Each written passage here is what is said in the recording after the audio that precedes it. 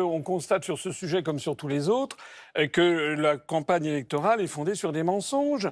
Il faut savoir que sur l'immigration actuelle, il y a 90% d'immigration qui est légale, qui est fondée sur des titres de séjour qui sont donnés par l'un des 27 États.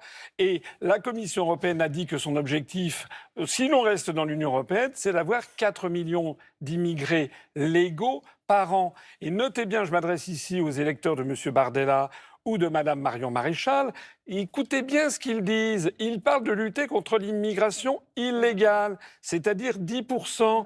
Et Mme Maréchal a déjà annoncé qu'elle siégerait avec son mari, qui d'ailleurs est italien, sur la liste Fratelli d'Italia, dans le groupe de Mme Meloni, qui a trahi ses électeurs, puisqu'elle avait dit qu'elle ferait un blocus naval. Elle n'a rien fait du tout. Elle a donné 452 000 nouveaux titres de séjour.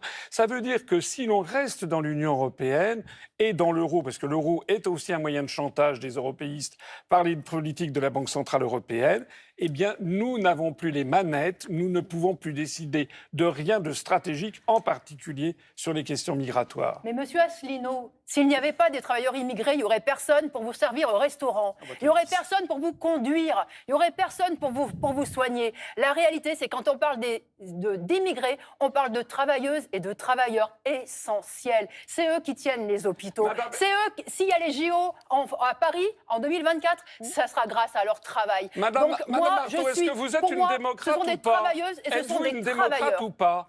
Tous les sondages montrent que 75% des Français, y compris des Français d'origine immigrée récente, considèrent qu'il y a maintenant trop d'immigrés. Alors vous considérez que le peuple français n'a pas le droit de s'exprimer? Moi, je considère qu'un travailleur n'est jamais de trop. Un travailleur n'est jamais de trop. Quelqu'un qui a envie de se retrousser les manches, qui veut juste gagner sa vie, il n'est jamais de trop et doit pouvoir le faire. Dans les pays où ils sont nés, en effet, il y a la guerre, il y a la misère, ils doivent pouvoir bouger, ils doivent pouvoir circuler. Mais il y a circuler. quelque chose... Donc moi, je suis pour la liberté de circulation et d'installation. Il y a un organisme de l'ONU qui s'appelle le Haut Commissariat pour les réfugiés. Pourquoi est-ce que l'Europe serait toujours la seule et unique destinataire des réfugiés de guerre? Pourquoi est-ce que ces gens ne vont pas justement aux Émirats Arabes Unis, au Qatar, qui relèvent de la même zone géoculturelle? Pourquoi ils ne vont pas non plus dans d'autres pays comme le Japon ou comme la Taïwan? Parce que l'Europe et la France en particulier a colonisé une bonne partie d'Afrique et a donc tissé un certain nombre de liens. On a compris vos divergences. Et on est liés maintenant dans un sort commun et c'est pas plus mal. On a compris vos divergences. Guillaume Lacroix, vous êtes en retard de temps de parole très largement. Si vous voulez intervenir sur ce sujet de l'immigration, sinon on a